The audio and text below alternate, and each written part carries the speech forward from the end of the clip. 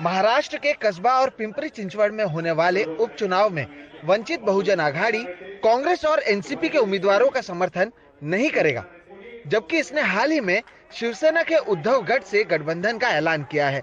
Party का कहना है कि कांग्रेस ने उनसे बात नहीं की है, जबकि एनसीपी बीजेपी के करीब है। कांग्रेस खुद एक जगह पर नहीं है। उनके प्रदेश अध्यक्ष के खिलाफ कांग्रेस के बड़े बड़े नेता टीवी पर आकर स्टेटमेंट दे रहे हैं। राष्ट्रवादी का, एनसीपी का जो है वो बीजेपी के साथ का जो भी रिलेशन है वो इस तरीके से सामने आ रहा है, तो उस पर भी कोई अब तक क्लियर महाविकास आघाड़ी का खुलासा हुआ नहीं। शायद उनके अब तक तीनों की उस पर कुछ बात नहीं हुई है। तो पहले महाविकास आघाड़ी का क्या होता है, इन तीनों को तय करने दे, फिर हम देखेंगे। वंचित बहुजन आघाड़ी के इस निर्णय का सबसे ज्यादा असर उद्धव ठाकरे गुट की शिवसेना पर पड़ेगा, क्योंकि अब पार्टी को अपने दोनों गठबंधनों के बीच संतुलन साधना होगा। एनसीपी और कांग्रेस के खिलाफ बार बार बयान जारी करने के कारण दोनों पार्टियां वंचित बहुजन आघाड़ी को लेकर फिलहाल असमंजस में हैं। हमारे नेता उद्धव ठाकरे जी हैं, महाविकास आघाड़ी के भी एक प्रमुख नेता उद्धव ठाकरे जी हैं। उन्होंने शुरू में ही कहा था कि मैं पूरी कोशिश करूंगा कि प्रकाश आंबेडकर जी भी महाविकास आघाड़ी के साथ आए। अभी तक इस पर बातें चल रही हैं। जब कोई बड़ा चुनाव आएगा, लोकसभा का, विधानसभा का, हम सामूहिक चुनाव लड़ेंगे। उसके पहले हमारी पूरी उम्मीद है, कोशिश भी है कि वंचित बहुजन आघाड़ी महाविकास आघाड़ी के साथ आ जाए।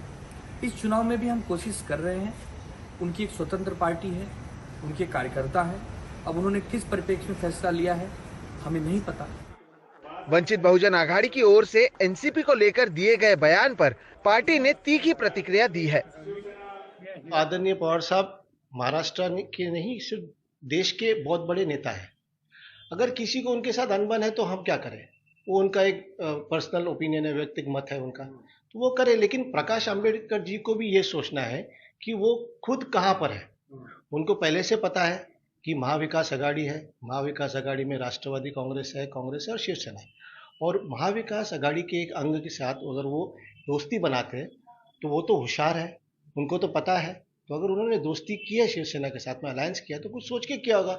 शायद वो भी चाहते हैं कि देखिए महाराष्ट्र में और देश में ये लोगों को पता है कि अगर पवार साहब का नाम लेते हैं तो फ्री पब्लिसिटी मिल जाती है। तो कहीं ना कहीं अम्बेडकर जी भी, प्रकाश अम्बेडकर जी भी सोच रहे होंगे कि थोड़ा फ्री पब्लिसिटी ले ले। शिवसेना के भीतर ही दो गुट होने के बाद उद्धव ठाकरे ने अपने आप को दोबारा से मजबूत करने के लिए अलग अलग पार्टियों के साथ गठबंधन की।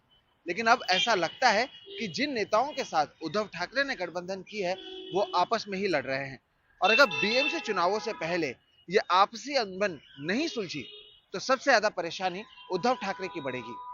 मुंबई से कैमरा पर्सन राजेंद्र दयालकर के साथ सोहित मिश्रा, एनडीटीवी इंडिया।